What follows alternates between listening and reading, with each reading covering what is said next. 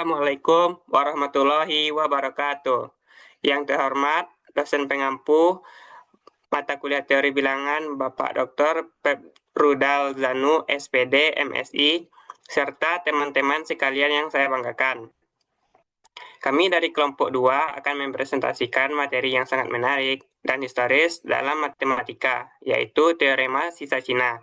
Teorema ini tidak hanya penting dalam teori bilangan, tetapi juga aplikasi yang luas seperti dalam kriptografi, bahkan seperti ilustrasi seorang detektif yang ingin mengirimkan pesan rahasia.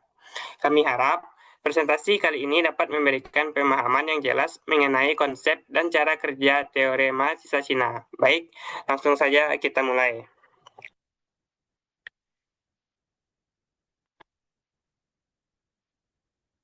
Di sini anggota kelompok 2 yaitu Alfi Sahri, Maulana Zikra Arsi, Katrina Aulia Sahara, Vina Amalia Taufik, Dwi Ernawati, Az-Zahra Wilzayatni Putri.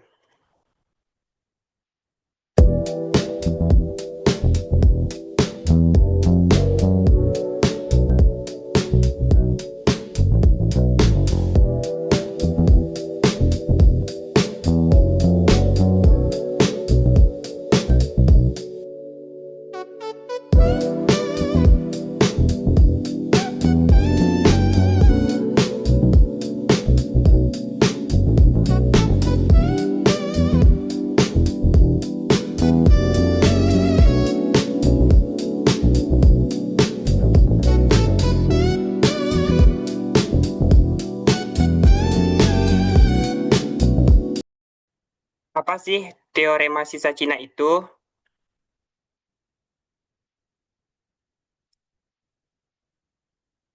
Teorema sisa Cina adalah sebuah cara dalam matematika untuk menemukan satu bilangan yang memenuhi beberapa sisa pembagian sekaligus. Jadi, kalau kita tahu sisa-sisanya ketika sebuah angka dibagi oleh beberapa bilangan yang berbeda, teorema ini mampu membantu kita mencari angka aslinya. Teorema ini sangat berguna ketika modulus-modulusnya saling koprima atau relatif prima.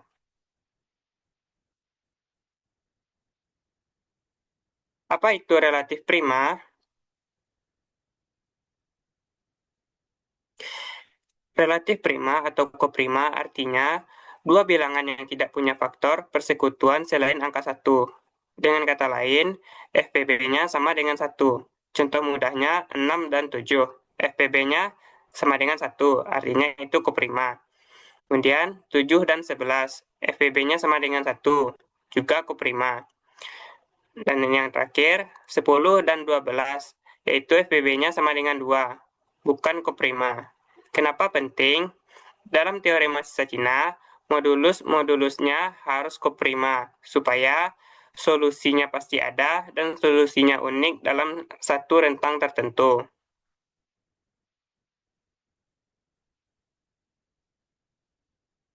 Misalkan X kongruen A1 modulo K kecil I dengan I sama dengan 1 sampai N adalah sebuah sistem perkongruenan linear dan K kecil I, K kecil J sama dengan 1 dengan syarat I tidak sama dengan J.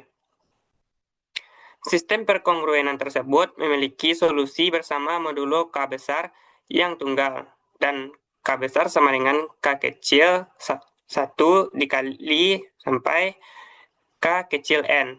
Solusi bersama dari sistem perkongruenan linear tersebut adalah sebagai berikut. X kongruen A1 dikali K besar 1 dikali R1 ditambah sampai AN dikali K besar N kali RN modulo K besar dengan K besar I sama dengan K besar dibagi K kecil I dan RI sama dengan K inverse modulo K kecil I. Artinya K besar I dikali RI kongruen dengan 1 modulo K kecil I. Selanjutnya, materi yang akan dijelaskan oleh Katrina. Pada Katrina kita persilahkan. Terima kasih. Di sini saya akan menjelaskan tentang jika FPB pasangan modulus-modulusnya tidak relatif prima, di mana FPB K kecil I, K kecil J tidak sama dengan 1. Nah, jika pasangan modulusnya memiliki FPB K kecil I, K kecil J tidak sama dengan 1, berarti FPB dari K kecil I, K kecil J lebih dari 1. Karena FPB tidak mungkin kurang dari 1. Sehingga sistem kongruensinya belum tentu memiliki solusi. Contoh misalnya diketahui sistem X kongruen dengan A1 modulo K1 dan juga X kongruen A2 modulo K2, di mana FPB K1 dan K kecil 2-nya itu lebih dari 1. Untuk memastikan sistem tersebut mempunyai solusi, sisa-sisanya itu harus memenuhi A1 modulo dari FPB K kecil 1, K kecil 2 harus sama dengan A2 modulo FPB K kecil 1, K kecil 2. Jika A1 modulo FPB K kecil 1, K kecil 2 tidak sama dengan A2 modulo FPB K kecil 1, K kecil 2, maka sistem tersebut tidak memiliki solusi. Atau bisa juga dicek dengan A1 kongruen dengan A2 modulo FPB K kecil 1, K kecil 2. Yang dimana artinya selisih dari A1 dikurang A2 harus habis dibagi dengan modulo FPB K1, K2.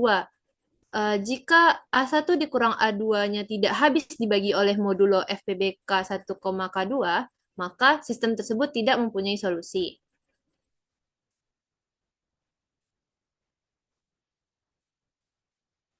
Nah, contoh soal misalkan suatu sistem X kongruen 2 modulo 6 dan juga X kongruen 1 modulo 9. Apakah sistem tersebut memiliki solusi? Nah, kita bisa mencari FPB dari modulo-modulonya, yaitu FPB 6 dan 9, di mana FPB-nya itu 3. Nah, kita cek sisa modulonya, di mana itu 2, mod 3 sama dengan 2, dan juga 1 mod 3 sama dengan 1.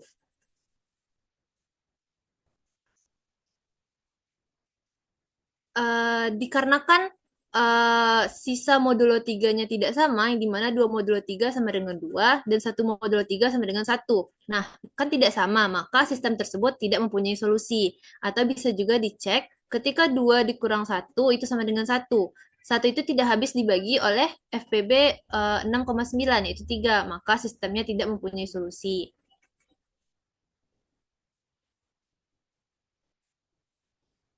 Contoh soal yang kedua, misalkan suatu sistem X kongruen 5 modulo 6 dan juga X kongruen 2 modulo 9. Cara masih sama seperti tadi, cari FPB dari modulo-modulonya yaitu 6 dan 9, yaitu sama dengan 3. Kemudian cek sisa modulonya yaitu 5 modulo 3 sama dengan 2, 2 modulo 3 sama dengan 2. Nah, 5 modulo 3 sama dengan 2 modulo 3. Nah, maka sistem ini mempunyai solusi. Atau bisa juga dicek dengan selisih 5 dikurang 2 sama dengan 3, kemudian dibagi dengan FPB 6 dan 9, yaitu 3, di mana 3 itu habis dibagi 3, maka sistem ini mempunyai solusi. Nah, sekian penjelasan dari saya kembalikan kepada moderator. Baiklah, materi selanjutnya yang akan dijelaskan oleh Vina. Kepada Vina, kita persilahkan. Baik, terima kasih. Selanjutnya yaitu permasalahan. Nah, seorang detektif ingin mengirimkan sebuah pesan rahasia berupa sebuah bilangan. Untuk mencegah musuh mengetahui pesannya, ia tidak mengirimkan angka asli itu. Ia hanya mengirimkan 3 petunjuk. Yang pertama, jika pesan itu dimasukkan ke dalam kotak berisi 6, kotak terakhir berisi 4 pesan. Tunjuk yang kedua, yaitu jika dimasukkan ke dalam kotak berisi 7, kotak terakhir berisi 2 pesan. Dan yang ketiga, itu dan jika dimasukkan ke dalam kotak berisi 11, kotak terakhir berisi 9 pesan. Dari ketiga petunjuk itu, rekannya harus menemukan nilai pesan terkecil yang mungkin.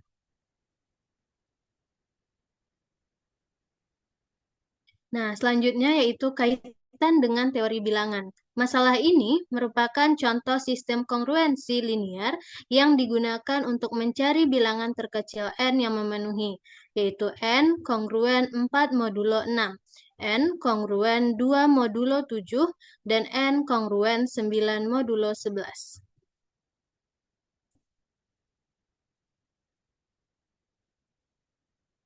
Baik, selanjutnya yaitu formulasi. Nah, jika sistem kongruensi linear memiliki n buah kongruensi dengan pembaginya saling relatif prima, yaitu 6 dan 7, maka FBB-nya sama dengan 1.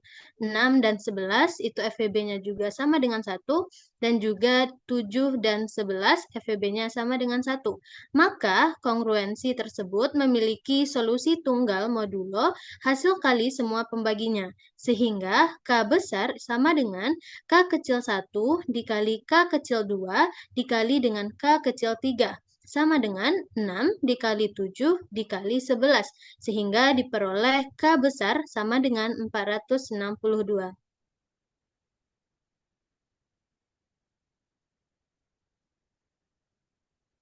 Terima kasih kepada Vina. Selanjutnya, materi yang akan dilanjutkan oleh Dwi. Kepada Dwi, kita persilakan. Baik, selanjutnya yaitu penyelesaian. Diberikan sistem perkongruenan linier sebagai berikut. N kongruen 4 modulo 6, N kongruen 2 modulo 7, dan N kongruen 9 modulo 11. Dari sistem perkongruenan tersebut, sisa kita lambangkan dengan A kecil, yaitu A1, A2, dan A3.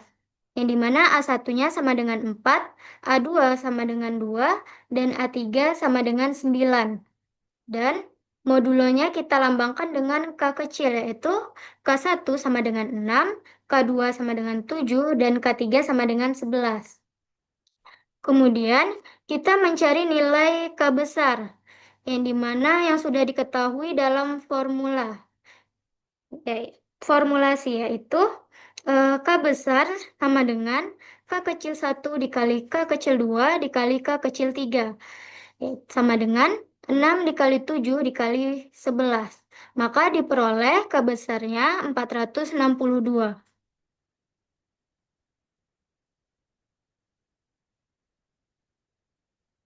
Yang dimana K-nya tadi sudah kita ketahui yaitu 462.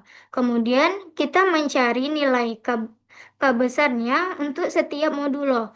Yang pertama yaitu K besar 1 sama dengan K besar dibagi K kecil 1.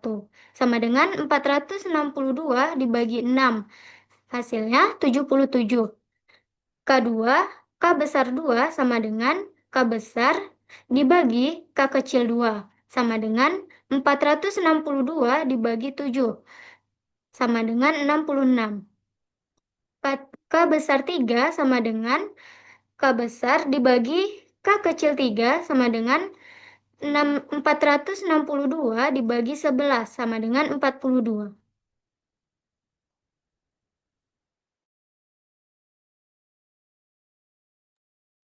Terima kasih kepada Dwi. Materi yang selanjutnya yang akan dijelaskan oleh Alfi. Kepada Alfi, kita persilakan. Baik, sekarang kita akan mencari nilai R1, R2, dan R3. Pertama kita mencari nilai R1, kita mulai dengan persamaan umum K besar 1, R1 kongruen 1 modulo K1. Persamaan awal kita adalah 77 R1 kongruen 1 modulo 6. Jadi karena 77 adalah bilangan yang besar, kita sederhanakan. 77 dibagi 6 itu bersisa 5.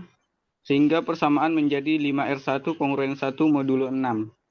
Lalu kita mencari R1 yang merupakan balikan dari 5 modulo 6. Kita temukan R1 itu sama dengan 5 karena 5 dikali 5 sama dengan 25 dan 25 dibagi 6 bersisa 1. Sehingga R1 sama dengan 5.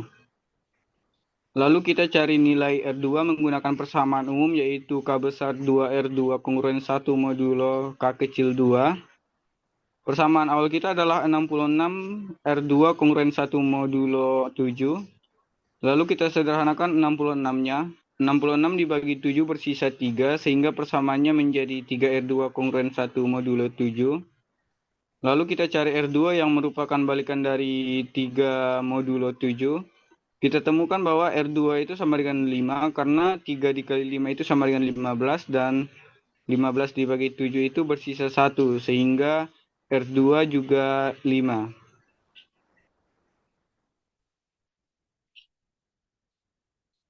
Lalu yang terakhir kita cari nilai R3 menggunakan persamaan umum K besar 3 R3 kongruen 1 modulo K kecil 3.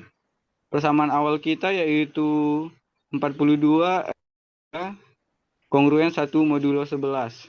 Kita sederhanakan 42-nya. Jadi 42 dibagi 11 itu bersisa 9. Sehingga persamaannya menjadi 9R3 kongruen 1 modulo 11. Lalu kita cari R3 yang merupakan balikan dari 9 modulo 11.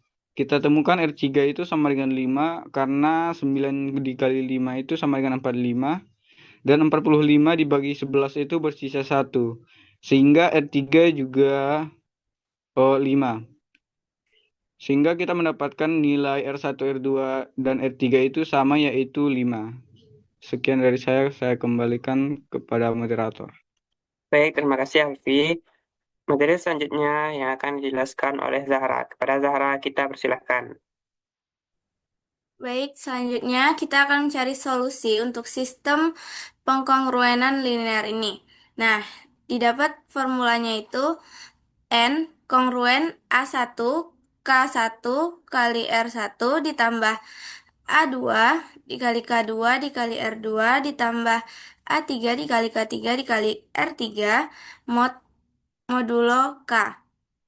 Nah, sebelumnya kita telah mendapatkan A1 sama dengan 4, K1 sama dengan 77, R1 sama dengan 5, A2 sama dengan 2, K2 sama dengan 66, R2 sama dengan 5, A3 sama dengan 9, K3 sama dengan 42, R3 sama dengan 5, dan modulo K-nya yaitu 462. Nah, itu kita substitusikan ke dalam formula tadi.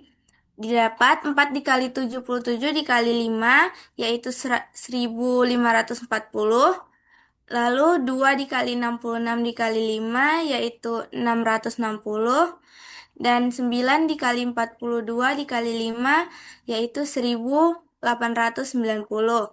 Lalu kita jumlahkan 1540 ditambah 660 ditambah 1890, yaitu 4090. Nah, 4090 dibagi 462 itu didapat sisanya 394. Jadi, kita dapat solusinya yaitu N sama dengan 462Y ditambah 394, di mana Y anggota bilangan bulat. Jadi, didapat nilai bilangan pesan terkecil yang dikirim oleh detektif yaitu 394. Sekian dari saya kembalikan ke moderator. Baik, terima kasih Zahra. Selanjutnya, kesimpulan yang akan dijelaskan oleh saya sendiri.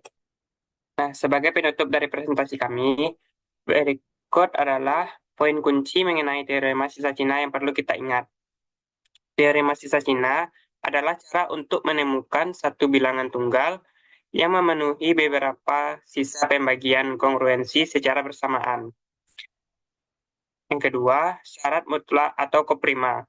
Teorema ini menjamin adanya solusi tunggal jika dan hanya jika semua modulus K kecil I yang digunakan dalam sistem kongruensi tersebut saling koprima atau relatif prima.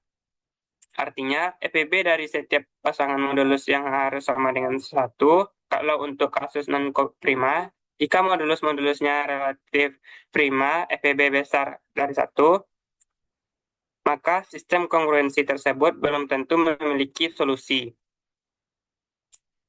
Selanjutnya, syarat konsistensi. Agar solusi tetap ada meskipun modulusnya tidak koprima, sisa-sisanya AI harus memenuhi syarat konsistensi, yaitu A1 kongruen dengan A2. Jika syarat ini tidak terpenuhi, misalnya 2 tidak kongruen dengan 1, modulo 3 pada contoh soal, maka dipastikan tidak ada solusi. Demikianlah presentasi dari kelompok 2. Terima kasih atas perhatiannya. Sekian saya akhiri. Wassalamualaikum warahmatullahi wabarakatuh.